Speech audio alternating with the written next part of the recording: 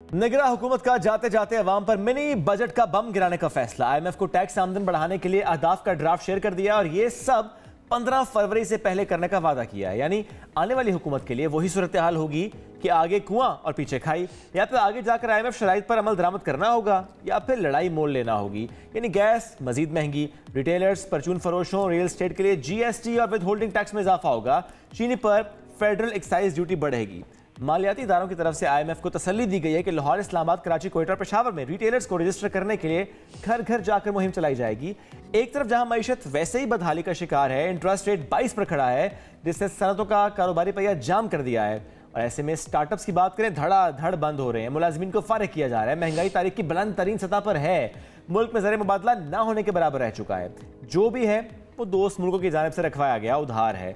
हम इस वक्त कहाँ खड़े हैं, आगे कुआं है या चढ़ाई है, ये सब जानते हैं मुआशी तज्ज़ियाकार खुर्रम शहजाद हाथ साथ मौजूद। खुर्रम साहब बहुत शुक्रिया, आपने वक्त दिया। खुर्रम साहब, पहले तो हम एक जिम्मेदारी की बात कर लेते हैं।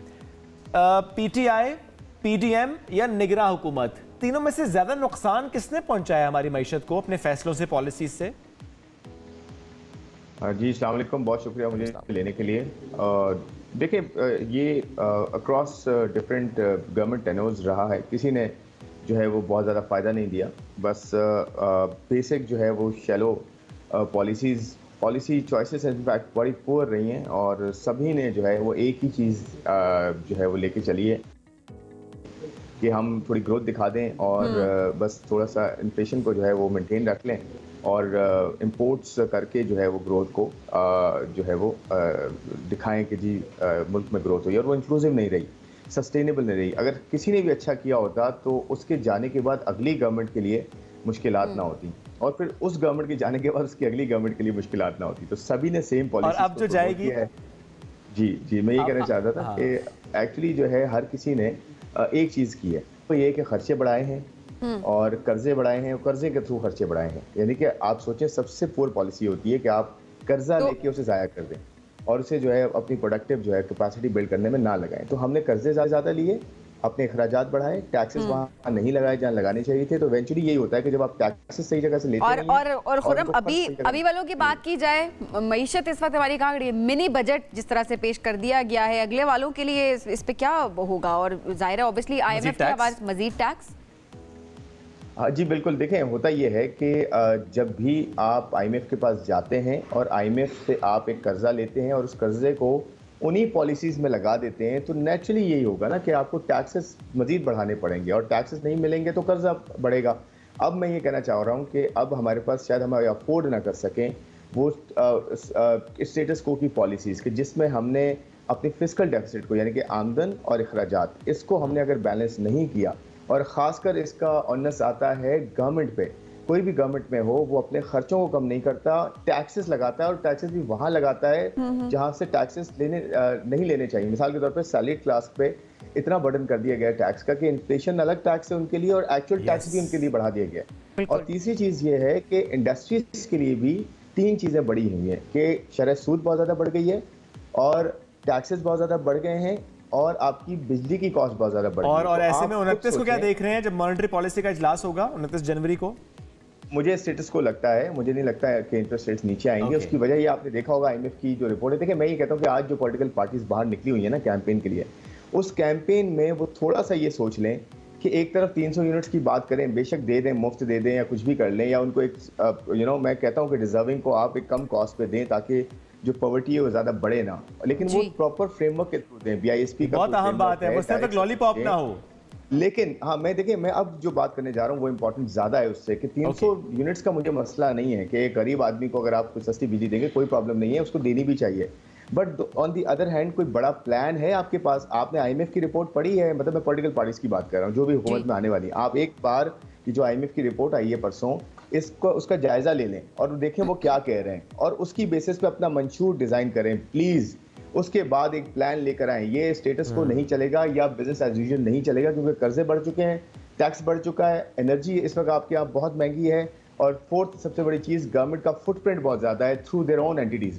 हम कहते हैं ना, लेकिन जाहिर है सबका मैनिफेस्टो वही सामने आ रहा है जो कि हमेशा से होता है, उसमें रद्दो बदल और तकरीबन सबका सेम ही होता है। खुरम कुछ का तो आ नहीं रहा, छपने के लिए आवा है। अच्छा खुरम साहब, इस वक्त अगर बात की जाए निगरान हुकूमत की, तो क्या ये उसका मैंडेट है कि वो मिनी बजट पेश कर सके और इस तरह के स्टेप्स ले सके कि आने वाली हुकूमतों को उस पर अमल दरामद जो है वो किया जाए?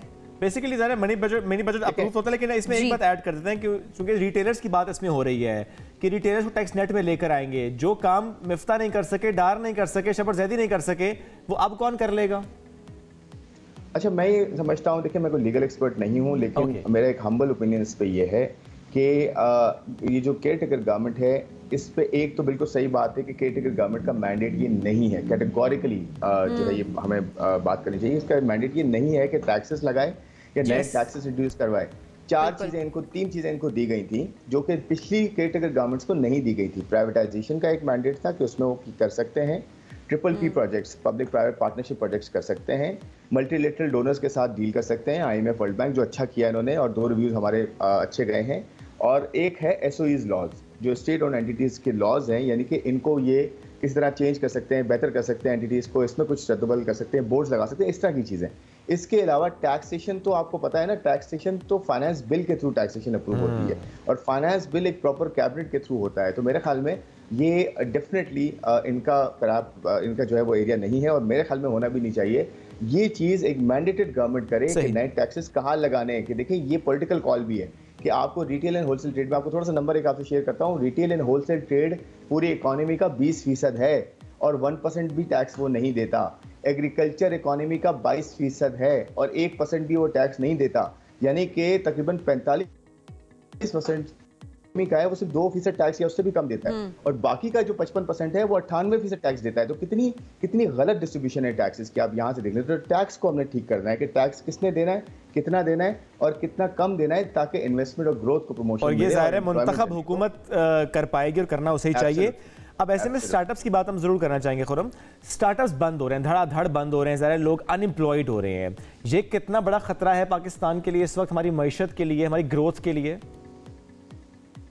अच्छा देखिए, मैं ना इसको थोड़ा डिफरेंटली देखता हूँ। स्टार्टअप्स पूरी दुनिया में बस्ट हुए हैं। अगर आप देखें 2022 और 21 की जो फंडिंग है, दुनिया में $multi-billion की फंडिंग हुई है। हमारे यहाँ भी $400 मिलियन की जो है लास्ट मेरे ख्याल में 22 में जो है वो फंडिंग आई थी और 23 में हमारे यहाँ डिक्लाइन आया और 24 में थोड़ी बहुत पिकअप हुई है एक्टिविटी। ये अच्छी बात है कि हमारे यहाँ इतना बड़ा इम्पैक्ट नहीं आया, क्योंकि हम वैसे ही दुनिया में जो है अब बहुत एक पाए में हम बहुत कम छोटे हैं अभी। और हमारी अच्छी बात यह है कि अभी हम आना शुरू हुए हैं। तो अभी से ही अगर रियलिस्टिकली अगर आप देखें तो बिजनेसेस अगर बंद हो रहे हैं या बस्ट हो रहे हैं, तो उससे ये हो रहा है कि इन्वेस्टर अब देखेगा कि पैथ टू प्रॉफिटेबिलिटी, यानी कि कौन सा ऐसा स्टार्टअप है जो कि रियली जो है वो प्रॉफिटेबिलिटी की तरफ जा रहा है या बेहतर मैनेज कर रहा है। दुनिया में तो आपको पता है बड़े बड़े बैंक्स बंद हो गए हैं। क्रेडिट स्विस की हम बात करते हैं, आप देखें दुनिया का 200 साल पुराने 150 साल पुराने बैंक से वो उड़ गए। क्यों? क्योंकि जो कॉस्ट ऑफ फंडिंग है ना, इंटरेस्ट कॉस्ट जिसे कहते हैं हम, जिस पे पैसा आप कर्ज लेते हैं, पहले वो बहुत सस्ता था, 21 और 22 में बहुत सस्ता था। तो वहां से वेंचर कैपिटल जो फंड जो इन्वेस्टर्स थे वो पैसा सस्ता बोरो कर रहे थे और यहाँ पे इन्वेस्ट कर रहे थे, इंडिया में, पाकिस्तान में, बांग्लादेश में, चाइना में और डिफरेंट कंट्रीज में। अब वो पैसा जो सस्ता था वो महंगा हो गया, तो इसलिए पैसे का फ्लो कम हो गया। इसी वजह से स्टार्टअप्स को जो है ना बहुत ज्यादा फंडिंग की जरूरत होती है। ठीक है, ठीक है, स्टार्टअप्स की तो ये बात है, लेकिन वहीं पर अगर रियल एस्टेट की बात की जाए उस पर भी तो मजीद टैक्स आयद कर दिए गए हैं। तो जाहिर है गरीब ने अगर घर बनाना है तो वो तो एक ख्वाब ही रह गया अगर लगा के टैक्स लग जाता है तो। अच्छा, मैं आपको ये बताता हूँ कि देखें रियल एस्टेट के ऊपर अभी भी वो टैक्सेशन नहीं है और अभी भी रियल एस्टेट पे जो ट्रेडिंग पे टैक्सेशन होनी चाहिए वो कम है रिलेटिवली, या एक्चुअल वैल्यू पे टैक्स उस तरह से नहीं लिया जा रहा जो लेना जाना चाहिए। मैं ये कहता हूँ कि आप मॉर्गेज फाइनेंसिंग या कुछ उसकी अरेंजमेंट ऐसे करें फाइनेंसिंग की कि गरीब आदमी को, जैसे पीटीआई गवर्नमेंट में बड़ा अच्छा एक इनिशिएटिव था कि उन्होंने किया ये था कि उन्होंने बैंक के थ्रू जो है 10 साल 20 साल तो नहीं थी, कम थी, इसको बढ़ाना चाहिए था कि कम इंटरेस्ट रेट पे लॉन्गर पीरियड के लिए, जैसे दुनिया में होता है कि 20-30 साल के लिए आप जो है एक छोटा जो है एक लोन देते हैं, उस छोटी कॉस्ट पे देते हैं ताकि एक आम आदमी उसको अफोर्ड कर सके अपनी अर्निंग्स के हिसाब से। तो ये एक चीज़ इस तरह की होनी चाहिए पाकिस्तान में, जिसमें एक आम आदमी, एक मिडिल क्लास जो है, लोअर क्लास या मिडिल क्लास जो है, वो एक कम आमदनी वाले को भी एक सर्टेन पोर्शन उसको लोन मिले बैंक से और लंबे अरसे का लोन मिले 20-30 साल, अपना घर बना सके, उसे जो है वो बिल्ड कर सके। और बिल्ड करने पे इंसेंटिव होना चाहिए, बिल्ड करने पे आपको टैक्सेस नहीं होने चाहिए, कम होने चाहिए, ताकि लोगों को ये इंसेंटिव मिले कि वो अपना घर बनाए। बिल्कुल सही है। लास्ट पॉइंट, ब्लूमबर्ग की रिपोर्ट, उसका मैं जरूर हवाला देना चाहूंगा, जिसमें 3 दहाइयों की जो मईशत है उसका एक जायजा लिया गया और नवाज शरीफ के दौर को बेहतर करार दिया गया और पीडीएम के दौर की बात भी उसमें की गई कि उसमें सब कुछ महंगा हुआ। ज़रा हर चीज़ उसमें हम देख रहे महंगी, पेट्रोल महंगा, डॉलर महंगा, सब्जी महंगी, दालें महंगी, चीनी महंगी। अब मैं ज़रूर ब्लूमबर्ग की इस रिपोर्ट पे कमेंट लूँगा आपसे। जो नवाज शरीफ की बात हो रही है वो सिर्फ नवाज शरीफ की बात है, उस पर हालात मुख्तलिफ थे।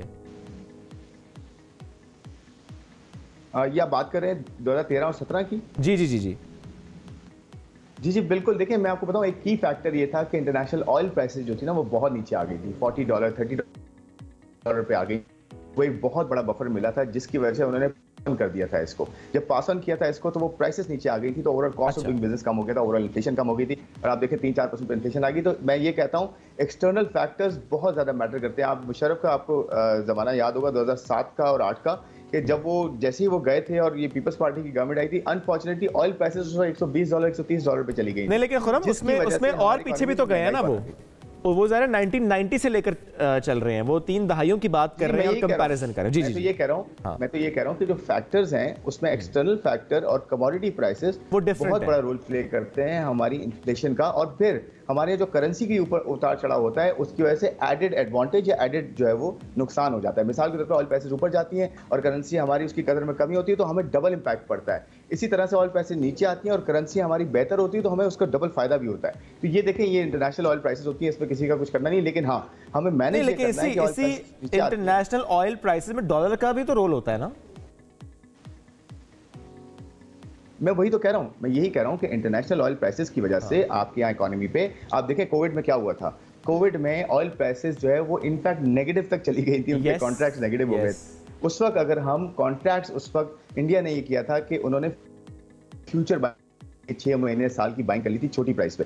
हम भी ये करते अगर तो हमारे पास बहुत अच्छा बेनिफिट होता और हमारे लोगों को कम कॉस्ट मिलती। लेकिन अनफॉर्चुनेटली हमारी मैनेजमेंट के ही प्रॉब्लम्स हैं। हम मैनेज अपना फिस्कल डेफिसिट मैनेज कर लें, जब तक हम डिसाइड करते हैं मामलात आगे बढ़ चुके होते हैं। खुर्रम शहजाद बहुत शुक्रिया, साथ मौजूद थे।